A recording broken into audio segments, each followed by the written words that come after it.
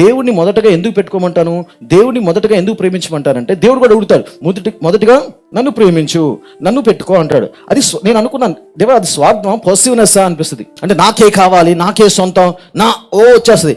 అదేం ప్రభు ఇది తేడాగా ఉంది నాకు అనుకున్నా. అంటే పద్దాక నన్నే మొదటగా పెట్టుకో, అన్నిటికన్నా అందరి ముందు నన్నే ప్రేమించు అంటావు, ఇది స్వార్థంగా ఉంది కదా, ఏదో ఫస్ట్ నీకే కావాలి మొత్తం అనిపిస్తుంది. నాకు ఏంటిలాగా ఉంది అనిపిస్తే నాకు వచ్చిన ఆలోచన అంటే, దేవుడు ఆ మాట ఎందుకు చెప్పాడంటే, నువ్వు ఎప్పుడైతే దేవుడిని మొదటగా పెట్టుకుని ఆయన్ని ప్రేమిస్తావో, ఆయనతో ఉంటావో, ఆయన గుణాలు నీకు వచ్చి అప్పుడు మనుషులను ప్రేమిస్తావు. అందుకు దేవుడు పెట్టాడు. ఊరినే కాదు, స్వార్థంతో కాదు, ఏదో కోసం నాకే నువ్వు సొంతం అనలా. నీ తల్లిదండ్రుల కన్నా నీ సహోదరుల కన్నా నన్ను ప్రేమించమన్నాడు యేసయ్య. ఎందుకు చెప్పాడంటే, తను ప్రేమిస్తే నీ సహోదరులు ఎలా ప్రేమించాలో తెలుస్తుంది, తను నేర్పిస్తాడు. తనకి ఎంత నువ్వు దగ్గరైతే ఆ దేవుళ్ళు ఉన్న ప్రేమ నీలోకి వచ్చి ఇతరులకు క్షమిస్తావు, ప్రేమిస్తావు, నీ చుట్టాలను చూసుకుంటావు, నీ ఇంట్లో చూసుకుంటావు.